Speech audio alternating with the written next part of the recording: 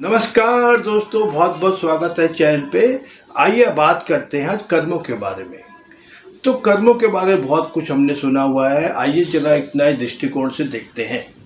मान लेते हैं आपके पास दो गुल्लक है।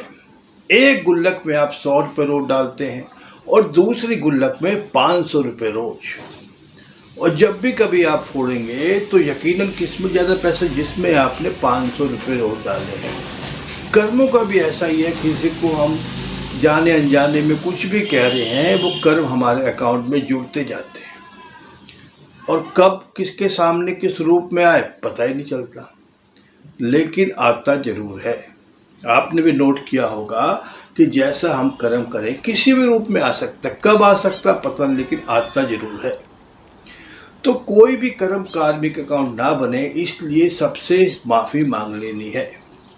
गलती हो या ना हो, माफ़ी तो कम से कम मांग लेनी है। किसी भी माध्यम से, कॉल से, 1 to 1 से, व्हाट्सएप मैसेज से, सबसे माफ़ी मांग लेनी है। क्यों? क्योंकि पता नहीं कि इस दुनिया से कौन पहले चला जाए। या तो हम लोग जा सकते हैं और या तो वो सामने वाला व्यक्ति, और वो बन जाता है कार्मिक अकाउंट। तो इस जन्म में नहीं तो अगले जन्म में वो सामने तो आएगा ही आएगा।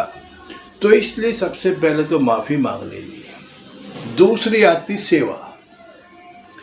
जब मान लो किसी की तन मन धन से हम सेवा करेंगे तो सामने वाला दुआ ही देगा।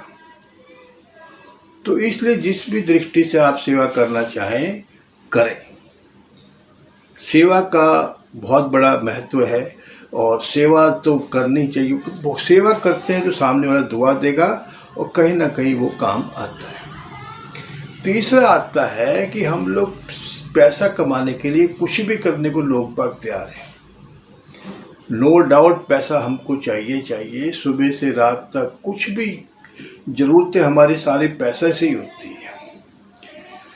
घर में कुछ राशन खाना पीना है तो पैसा से, मकान बनाना है या रेंट देना है तो पैसे से होगा, बच्चों की स्कूल फीस है तो पैसे से ही होगा, कहीं आना जाना है तो पैसे से ही होगा, सब कुछ पैसे से होगा।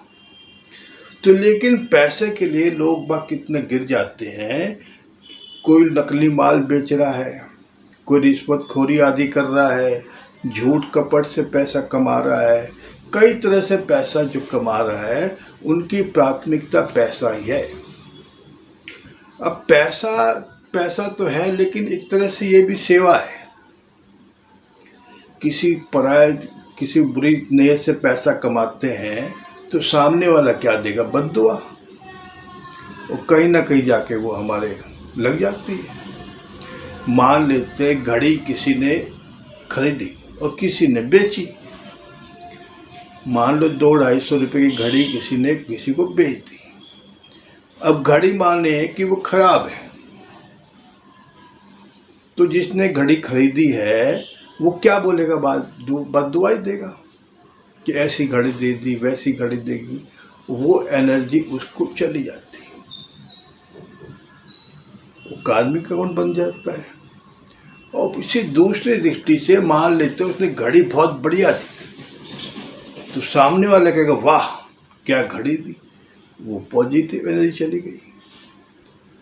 तो कहीं ना कहीं लौट के हमारे पास ये पैसा कमाना है, लेकिन सात्विक, भले ही कम हो ज़्यादा हो, शुद्ध सही तरीके से आना चाहिए।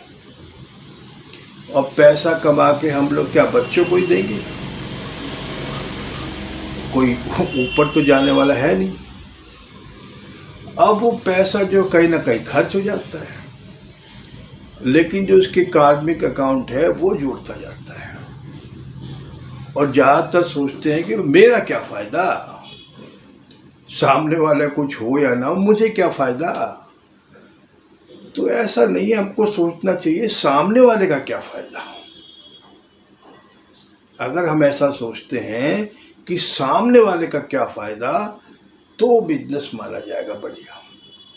एक पुरानी कहावत है कि सेल्समैन वो जो गंजे को कंगी बेच दे। मतलब किसी भी तरीके से अपना माल उसको चेप देना है। अब वो गंजा है, उसको क्या जरूरत कंगी की, लेकिन सेल्समैन उसको चेप गया।